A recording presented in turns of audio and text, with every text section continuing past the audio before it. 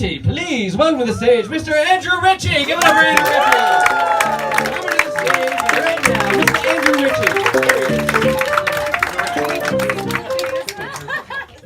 Ritchie. I'm Andrew. A little bit about me.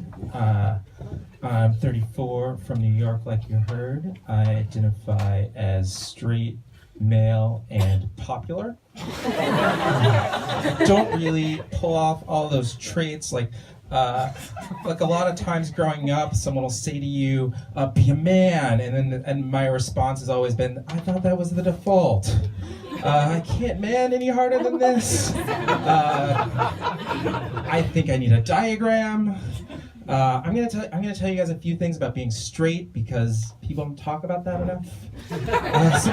Sometimes as a straight man, there's a woman hitting on me, and she'll just stop in the middle and she'll be like, wait, hold on, are you straight?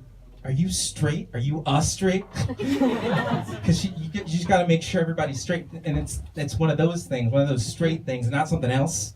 And when someone asks me that, I'm like, hell yeah, I'm straight. But like really, if you read the news, you know, straight man, we're not the best group. So maybe when she's like, are you straight? The answer should be, hell yeah. Maybe you should run. Like not for me, for you. And like the thing, I'm not gonna be one of those guys that stands up here and is like, I'm such a good guy, but I will say I'm very weak. Like I'm not gonna hurt anyone. Like once I lost an arm wrestling match to one of those guys that stands out in front of a car wash and is inflatable and goes like this.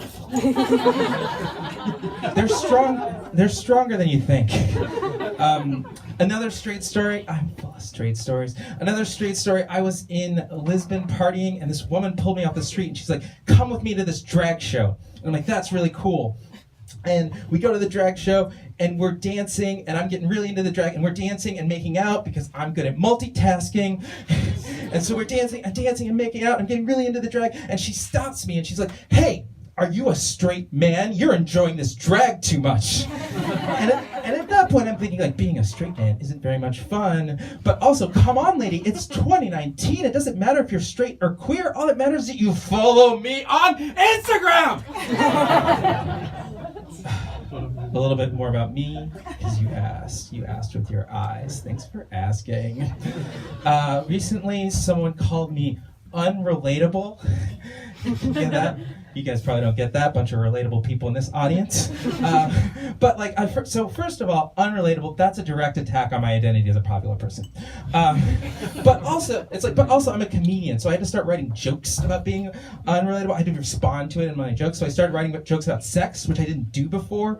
But then people were like, because like sex, we all either had it or we're a product of it, right? We got that part.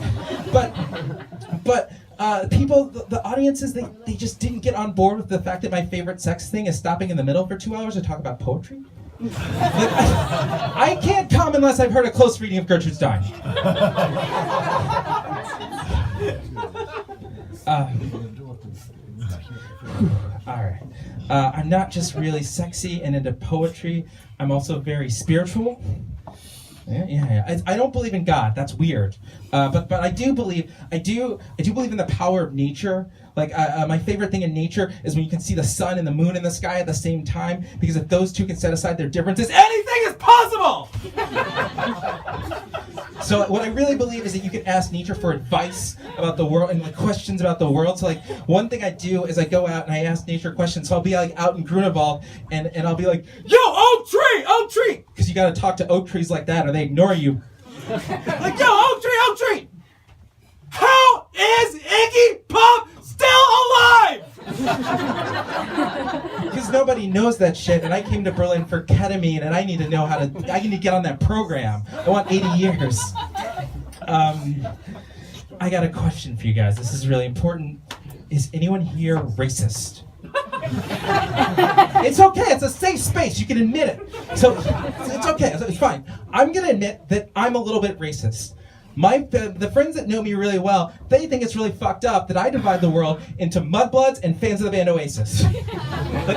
Like my fellow American Donald Trump, I want to build a wall, but I want to build a wall between me and anyone that can't sing along to Wonderwall. And if you don't like that, fuck off, but don't look back in anger. Yeah. Okay, but really, there is like a lot of racism in the United States right now, where I'm from. Like, I'm a mixed race person, and the weird thing about being mixed race is you get it from all the sides. Like I was, like, at being mixed race, it's like you're the only white person at the rap show, but you're always also the only black person at the improv comedy show.